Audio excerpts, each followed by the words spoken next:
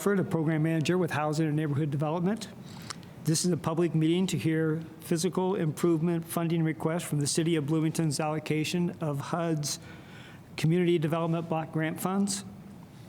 Tonight's public service agencies and city departments will present brief descriptions of their projects and clientele that they serve. The Physical Improvement Committee is made of community volunteers that includes one person from the Bloomington Redevelopment Commission and one person from the Bloomington City Council. This subcommittee will recommend which agencies receive funding and their funding levels. The subcommittee's recommendations will be presented to the mayor, the Bloomington Redevelopment Commission, and ultimately the Bloomington City Council. At each step through this process, agency funding can be changed. At this point in time, I'll turn the meeting over to Rick Kopic, who's the chairperson of the subcommittee, and we can start with our first applicant, which would be Life Designs.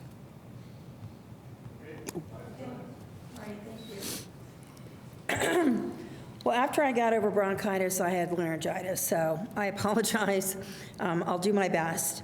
First of all, I want to tell you that Life Designs is very grateful for the opportunity to speak with you tonight and to have Life Designs, our application, reviewed. So thank you very much. Life Designs has been supporting people with disabilities and providing services for them for over 35 years. Our application concerns the Highland basement rehabilitation. Highland, the Highland group home itself, supports 6 clients with disabilities. The project we're proposing would benefit a total of 41 clients and tenants with disabilities, the majority with disabilities, and the majority at 30% AMI. The goal is to rehabilitate the basement into a safe, secure, and accessible meeting or community space for the neighboring apartment community owned by Life Designs, which is affordable or income-based housing, as required by our funding streams for those communities, and create a community-based educational space for 18 people, part of that 41, with disabilities who have limited mobility for our LECO program. And our LECO program stands for Life Enrichment Community Opportunities Program. We'd be rehabilitating the space for the creation of that community room, and that would create an accessible conference room, a utility. I'm not going to go over every single thing we're going to do for it because that's in the application. But some things would include, other than the accessible conference room, part of that would be a utility sink, an accessible bathroom, LED lighting, additional electric work. We have to do some drywall, an addition of a new wall to separate the conference room from the group home storage area. There would be some additional hard costs. And then some of the soft costs that Life Designs would have to provide would be furnishings, a chalkboard wall, a large screen TV, computers, music, educational games, and some instructional materials. It's a wonderful project. We're very excited about it. It addresses several needs identified in the consolidated plan, and that includes a comprehensive array of services for people with special needs. It provides a safe, secure environment for people with disabilities to live as an essential part of providing the right supports. It increases access to quality public and private facilities and services, improving the safety and livability of the neighborhoods. And by that I mean the surrounding income-based housing, the affordable apartment community. And I just wanted to let everybody know that we've engaged the services of Spring Point Architects, and Barry Clapper is the lead, the principal architect. She has let Life Designs know the city may have, plans for some renovation of the Highland Street, which we were going to use as we're going to build a ramp there so that the community room would be accessible from Highland. So that may change our plans just a bit on where we put the ramp, but Barry is in touch with the city on a regular basis about that project, and we are committed to finding a way to make that community space accessible. So it won't change our ultimate goal, it just may change exactly where we put the ramp, but we'll get it done. So I just want to let you know that it doesn't quash our plans in any sense. So does anybody have any questions?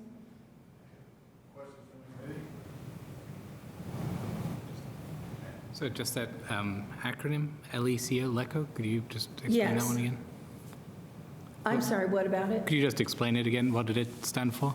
Life Enrichment Community Opportunities Program. Thank We have about 18 of our clients at Life Designs who come to this program every day, and then they are taken out into the community based on their interests, what they like to do, and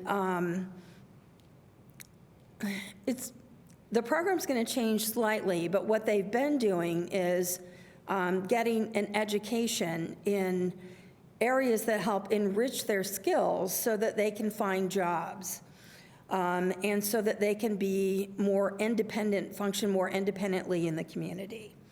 So the program is going to become even more geared to what their own individual interests are, and that will also help them be as independent as possible and to find, to develop their own job skills. Does that make sense? Yes, thank you. Okay. Yeah. Hey, thanks. In the application, you mentioned that the people who live in the group home above the basement to be redone kind of just might have access to it. Oh, no, they'll have access. Okay, okay. good. I Yeah, just wanted no, to we're not clarify. excluding them. It Okay. is their group home. Yes. Yeah. Okay, thanks. Any other questions? I just have one. So the use of the community room, what groups are we normally using that? Well, the clients who are part of LECO, all housing options 1 tenants, all housing options 2 tenants, and the residents of Highland. And in total, it's 41 people who would have access, and they could schedule the room as they needed it. It would also be Life Designs for other purposes. I could schedule tenant meetings if I needed to, but it's also something that can be used independently, that can be scheduled when, staff of Life Designs are not there. So if a group of tenants at Housing Options wanted to have, their own event there, they could use that independently. And, I didn't include this in the application, but another group home could, other than Highland, could use that as a community room. And we have 5 group homes. You're welcome. Any more questions? And I can get you information on how many clients live in the other group homes and their AMI, and anything you want, I will give you. Okay. All right, you're welcome. Next up, we have Mother Harvard Justice. Hi, thanks for having me here. My name is Sarah Kaelin. I'm the Director of Development. Our mission is to increase access to healthy food for all people in need in ways that cultivate dignity, self-sufficiency, and community. We have 5 programs: our food pantry, our advocacy program, garden education, nutrition education, and tool share. Obviously, our pantry program is the largest program that we have. We serve about 3,800 people per week, and we are the largest food pantry in the region and the largest partner agency of the Hoosier Hills Food Bank. We prioritize healthy whole foods, such as fresh produce, bread, dairy, and meat. We are open Monday through Friday from 12 to 6, and we operate on the honor system, meaning that you don't need any proof that you need to use our services, which comes in really handy for people who may be facing a really large medical bill or an unexpected car cost. You can shop there as long as you want. There's no cutoff date. once a week. 62% of our patrons are Bloomington residents. In 2019, we distributed 175,000 bags of food, or about 1.2 million pounds. 98% of our patrons tell us that they experience less hunger because of our services. Our survey last year said that 51% of our patrons report having been laid off. 37% of our patrons are employed full-time, but in Monroe County, the estimated wage for self-sufficiency is $20.44 an hour. And if you have a minimum wage job, you are still only making $7.25. Also, according to Feeding America, Monroe County has a average cost per meal at $2.99. So if you are making minimum wage, this is $9 a day, which is 15% of your gross daily wages. Another interesting statistic that has just come out in the past couple of months is the 2017 census data that shows that 37.2% of children under 5 in the city of Bloomington are living in poverty. And that's a really high number. About a third of our patrons are children, so we are serving this 37.2%. We can't change these challenges, but we can give relief to our patrons who might have to make the choice between buying food or paying a medical bill. This year we had a new program, the Hub Garden Corps. It was created in partnership with the Youth Services Bureau of Monroe County. We provided hands-on training for 4 youth participants to learn gardening and farming skills. It was pretty cute, and everybody was pretty happy. And we are happy to report that we did receive funding from an anonymous source to fund this program again for 2020. So we'll be doing this program again with some slight changes. And we are going to bring back 1 or 2 of the participants from last year who will be training the new group of kids who will come through. So our requests this year, last year we requested funding for pantry work and then our storage room and then creating a new tool share, and we got almost all of the funding except for the funding that will complete extra office space to accommodate these new employees that we will have. So this year, that's what we're asking to complete. This year, we will finish almost everything that we wanted to do last year, except for that office space. So we will even have the stairway going up into the attic, going into nothing. So that's what we are asking for this year, is just to complete that work. It will add another maybe 6 to 8 desks, which will be really helpful for our office. We currently have about anywhere between 12 and 18 interns per semester, so everybody's, shuffling around trying to find a place to work. So this would be really great for us. Are there any questions? Questions from the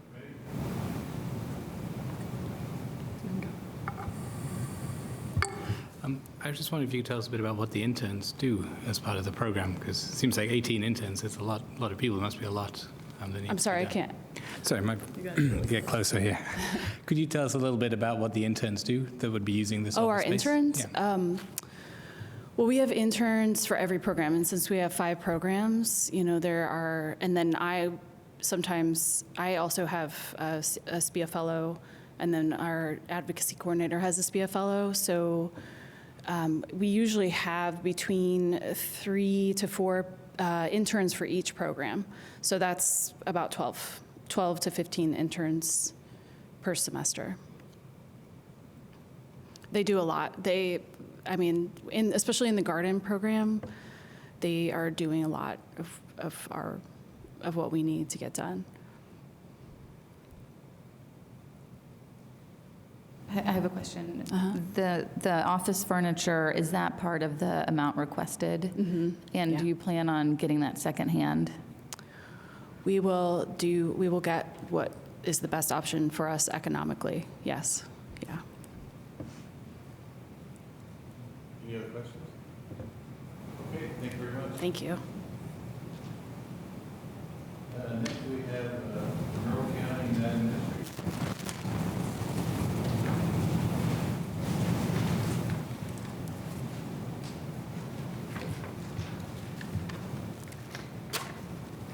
Good evening.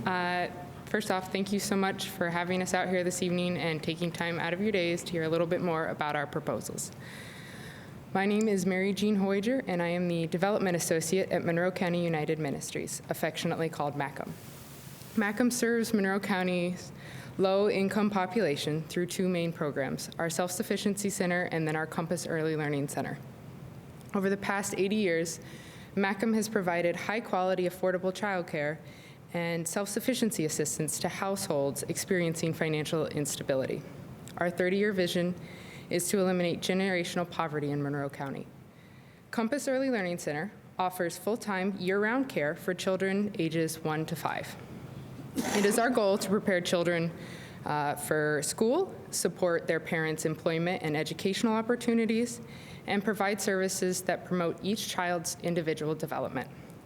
Compass serves about 100 children at a time and as many as 180 each year.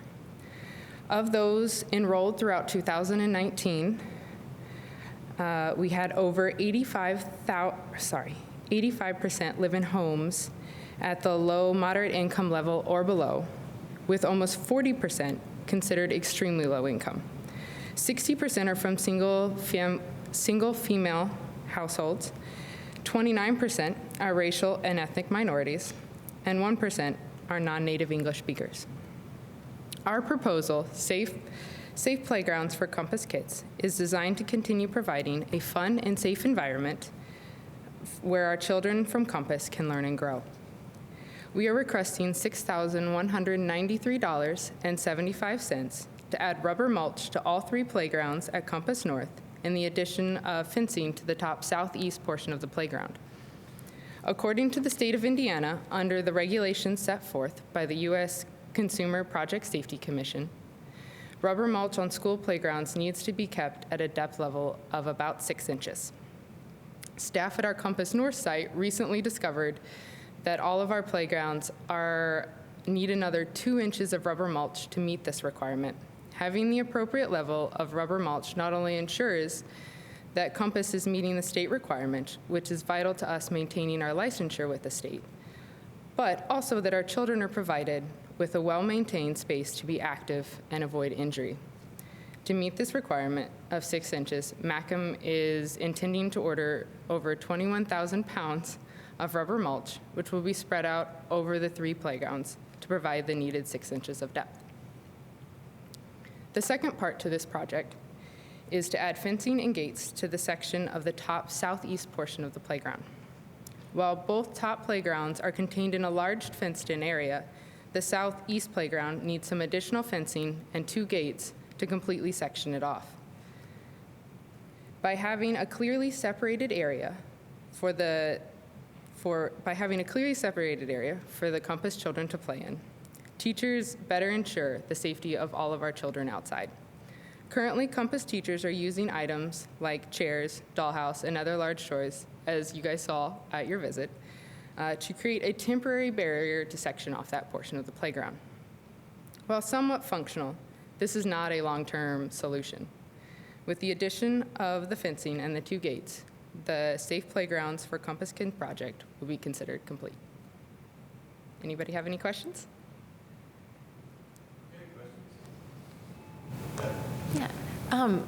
Yeah, thank you.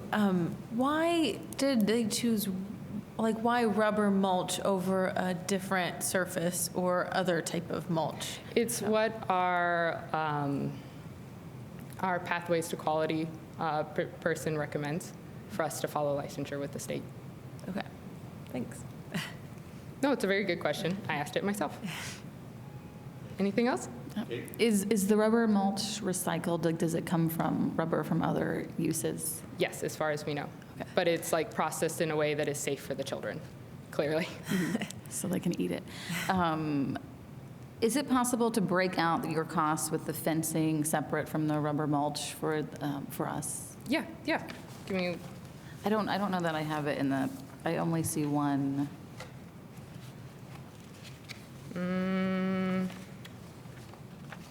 Yes, give me 1 second. Okay.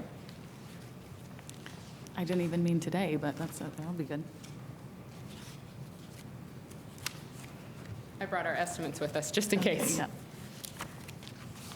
Yeah, so we have the estimate for the rubber mulch at $4,843.75.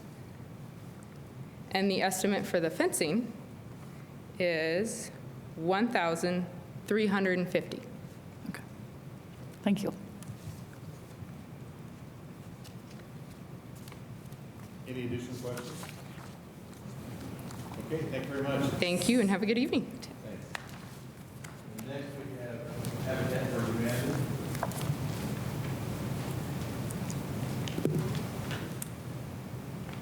Good evening.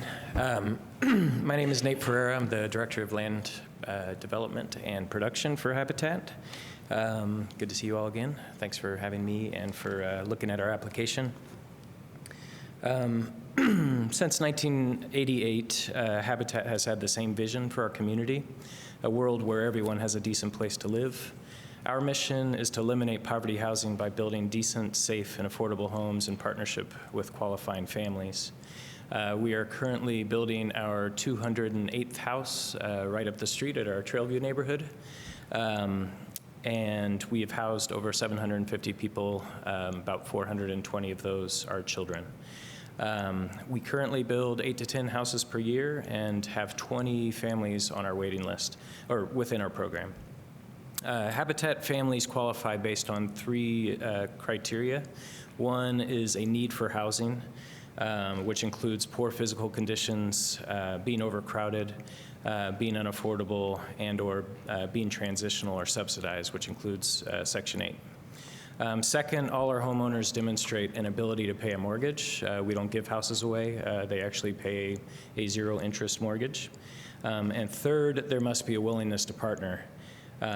This is based on 250 hours of sweat equity per adult in the house, which means volunteering on-site generally or at our restore, and adults participating in our home ownership classes, which include things like financial literacy, home maintenance, basic home maintenance, that kind of thing. And we believe that participation and those qualifications are part of why our families, our households, stay out of poverty permanently once they've moved into a Habitat home. Our foreclosure rate is actually less than 0.5%. So CDBG funding will allow Habitat to continue carrying out our mission by helping us pay for infrastructure in our newest neighborhood, Osage Place. Osage is currently 12.5 acres of undeveloped land on the southwest side of Bloomington. Once developed, we estimate that we will be able to fit 60 houses in this neighborhood. All of the qualifying families have an area median income of 20 to 80%. We now have a policy where we have the first right to buy back any house. Sometimes families decide to move or have other reasons that they want to sell back the house. And we nearly always buy back those houses. So for the life of the mortgage, which is generally 30 years, these houses remain affordable, and potentially longer if they sell back within the life of that first mortgage and we put another family in. So by most measures, that's considered permanent affordable housing. What else do you need to know? So the CDBG funding will support the first phase of infrastructure development, specifically excavation. Where we're at right now is we are on target to start infrastructure construction this fall. And we anticipate about a year of infrastructure construction and beginning to build Habitat houses at Osage Place in the fall of 2021. And that will keep us building in Osage for about 6 years. So that's about the window that this neighborhood will take to build. So if there's any questions I can answer, I'm happy to do that. Okay, questions from the committee? In the budget you had submitted here, there's the funding gap of $600,000, which Yeah. you put down as a Habitat capital campaign. Yeah. Is that money secured already? or We is that- have secured 200,000, and we have a verbal agreement with the mayor that half of the 800,000 currently needed is that the city will be helping in some regard. I believe the CDBG funds may be part of that. The capital campaign is still kind of in a silent phase. They're just targeting certain larger donors at the moment, but that will go public very soon. We do not anticipate I mean, it'll be a challenge, but we will be able to close that funding gap. Yeah, if that's sure. Follow up on that one. So have you ever had a situation where you haven't reached funding goals, and then you've had to? I mean, do you have a sort of contingency to scale back the project at different levels, or is this fairly in my standard time, for you? No, I've not experienced that with Okay. Habitat. I would say what it will do is delay the project. We have about 12 other properties right now within Bloomington, which can take us past. We will be able to operate at our normal capacity past September or toward the end of the year with the land that we currently have. So a delay with starting Osage is not necessarily problematic. I'm sorry, I misspoke. We have enough land to carry us to the fall of 2021. So a delay is not necessarily a problem, but that would be the result if we can't meet that funding, that goal. So, Thank you. Beth? In terms of the project timeline that was in the packet, how does it compare with maybe the Trailview timeline? Sure. Knowing the planning processes, parts of it feel fast, so I just want to check in on it. how does it compare with how Trailview has gone, or Maybe, Yeah. or Okay. just since that did get built out, so it could be a comparison as to how did that timeline maybe Sure. work out, or you could just answer how you anticipate this one working out. Yeah. Either way. Well, I'll say one thing. Trailview will finish getting built out. It just, there were unforeseen circumstances, one of which was environmental issues. And that has delayed us because we can't use federal funds at Trailview because of the environmental issues. We have a clean bill of health. We have environmental reports for all of Osage, and there's no issues. So we don't anticipate that being a problem. The other thing is, with Trailview, we've continued to buy other lots, infill lots all over Bloomington, so we've continued to build at multiple locations. That's not really our plan with Osage, and part of the reason for that is there's not very many infill lots, so that's part of what necessitates needing to build a new neighborhood is there's not as many places to build within city limits, which we try to keep people close to jobs and public transportation, so. Does that answer your question? Well, maybe I Partly. could clarify it a Sure, little bit yeah. more. I also didn't know that one went longer. I mainly meant the subdivision part of it. So Okay. getting the site ready, and do you think that this timeline and your expectations compare with how the subdivision and site plan process went? I think our timeline is totally reasonable, and we're working with Spring Point, and we also work with Smith Rehab, who are engineers and surveyors, and this is based on their best estimates. The UDOs, I guess, could potentially create a delay if a final approval or the rezoning of neighborhoods might slow us down a little bit. But I think our timeline is quite reasonable, and we've got some flexibility if there are delays, so if that answers you. Okay, Yes, good. thank you, and sorry No, that it no, was complicated. Additional questions? I've got one. Sure. So, are you planning on building this in phases? Yes. Yeah, I might not have mentioned. So our first phase is the phase coming off of Bernard, which is on the west side of the property. It borders RCA Park. And there will be a street going directly north that we will excavate and build first with all the utilities. And that will end in the Thompson property to the north. It's just south of Kaelin. to give you an idea, with the Thompson property in between. So that is 28 houses. And so our goal right now is to get that infrastructure done so that we can start building houses fall of 2021, and a year later, we will start the fundraising, or the ongoing fundraising. We'll continue to start the phase 2 infrastructure, which is the rest of the neighborhood. Is that clear? Okay. Okay, any additional questions? Okay, thank you very Great. much. Thank you. Next, we have Bloomington Housing Authority. Rhonda?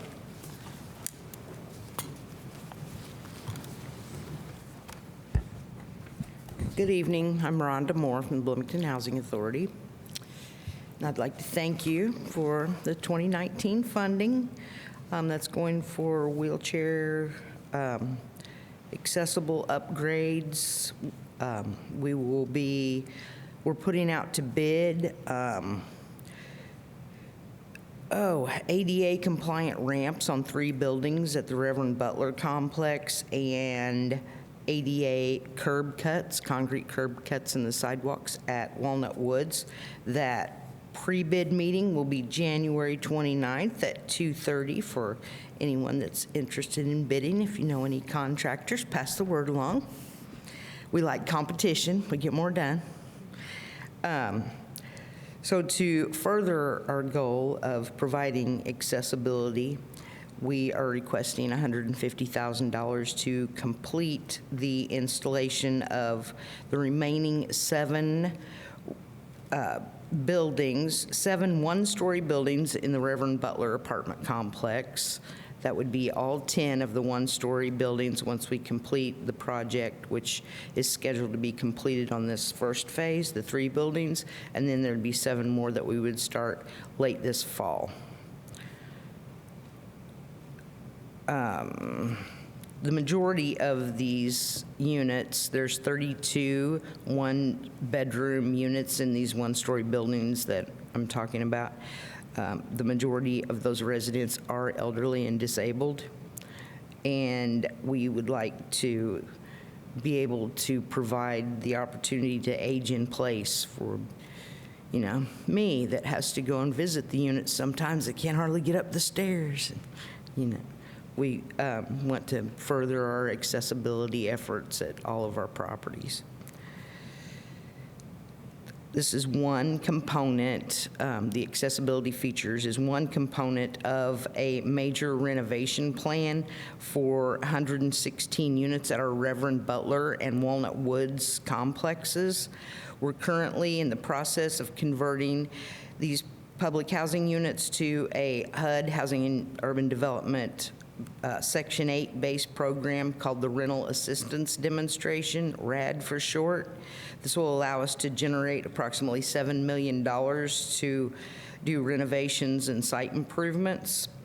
We're seeking all kinds of subcontractors in all the different work trades, pretty much, construction trades. And I'm going to be conducting a contractor informational session at the Indiana Small Business Development Center, 501 Profile Parkway, on January 14th from 2 to 4. And I would like to invite anyone that's interested in any contracting opportunities to attend that. And we're trying to expand on our contractor pool so that, we can get a lot better pricing, and we want to spread the money through the community so it achieves more goals that way.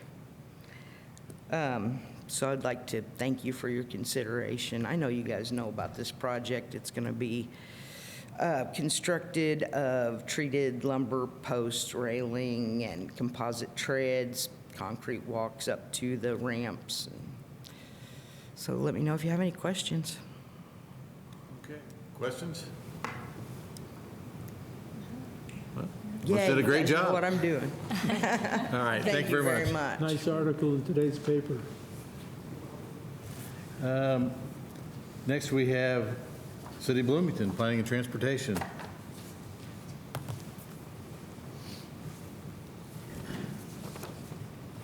Good evening, Hopper. I'm a senior project engineer with the City of Bloomington. I'm presenting this project largely on behalf of the City Council Sidewalk Committee, who is allocating funding to this project as well.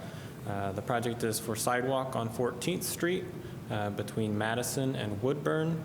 I'm going to tell you kind of generally why we think accessibility projects like this are important, specifically why this sidewalk is important, and then I talk about some details on status and funding for the project.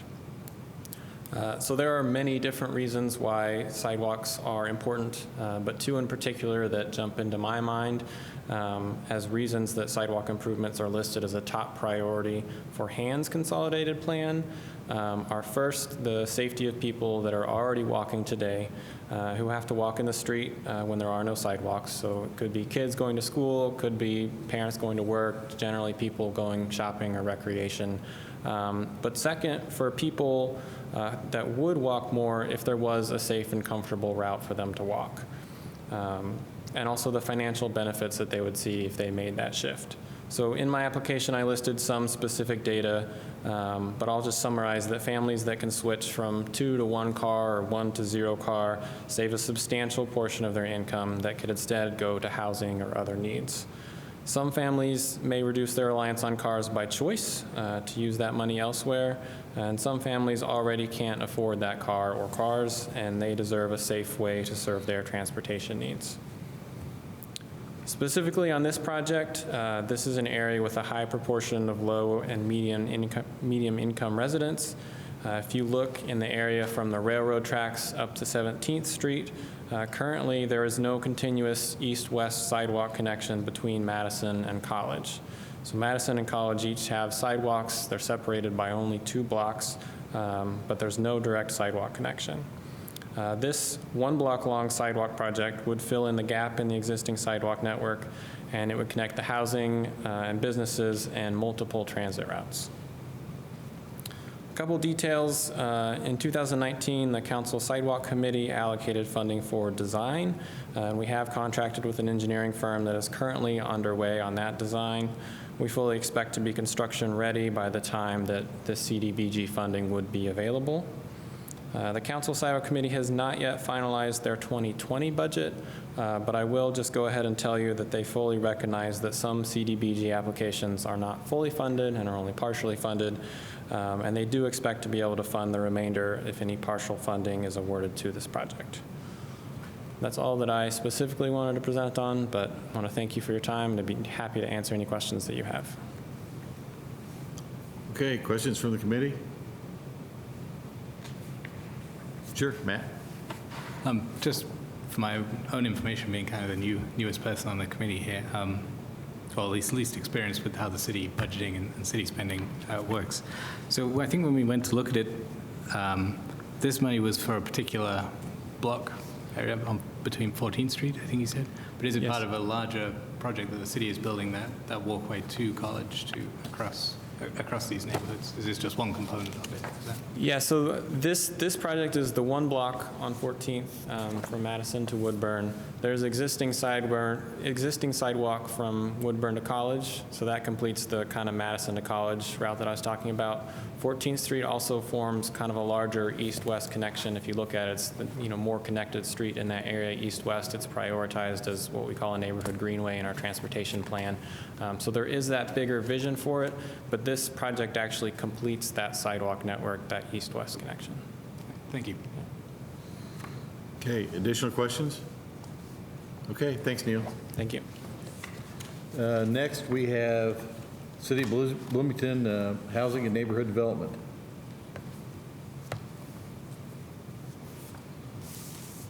Good evening.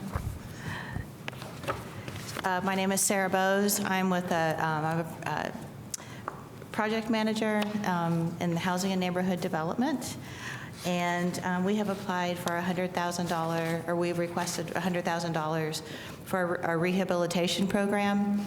And I just wanted to talk about that, just a little bit of what that program actually encompasses. It's really a combination of about 3 sub-programs. So we have the emergency home repair program, we have the home modification for assisted living program, as well as the owner-occupied rehabilitation program. And each of those, they benefit low to moderate income families.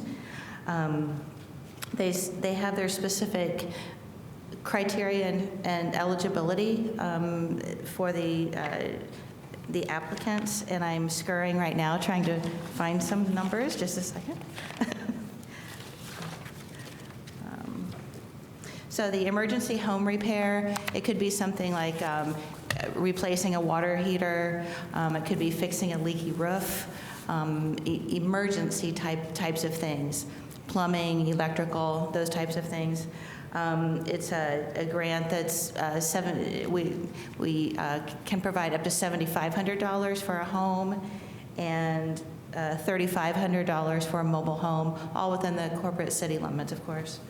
The home modification for an accessible living grant, that would be an example of a project. Could be a roll-in shower, maybe some grab bars, a wheelchair ramp.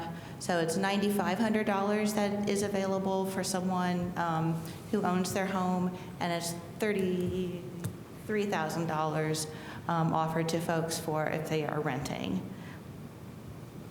The last program is the owner-occupied rehabilitation program, and that is a loan offered up to $38,500 at 0% interest, and that can cover quite a few things for rehabilitation of an entire home, perhaps.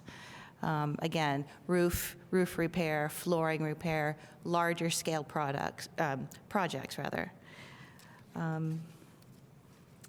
Does anyone have any questions? Kate? What's the total project budget or the program budget for the rehab program? As far as one person? No, like in the city, the city as a whole. So like you're asking for 100,000, but what is like the hand's total budget? So that could be, I need to refer to Bob. I am new in this department, okay. very, very new, actually. So Bob, if you don't mind, I think it can be distributed, but go ahead. So what are you asking for specifically?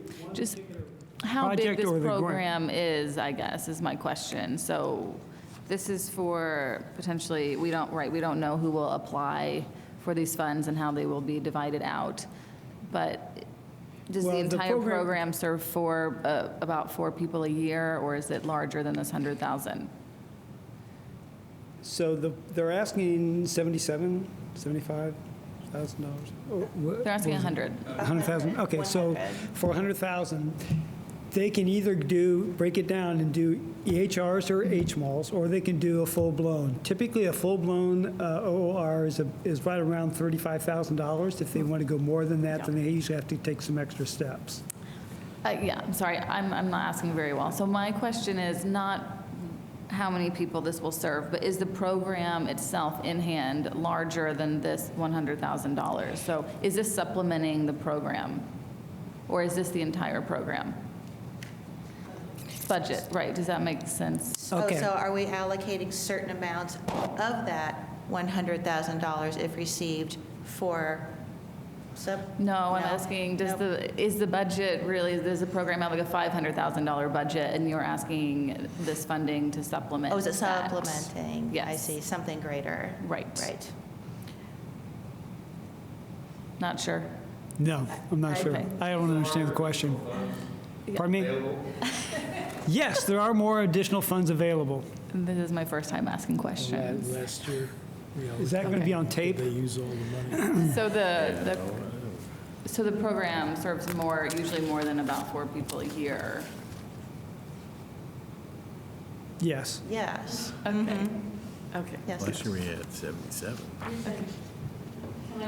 Beyond the amount asked in this application, what is the budget that HAND provides for this program?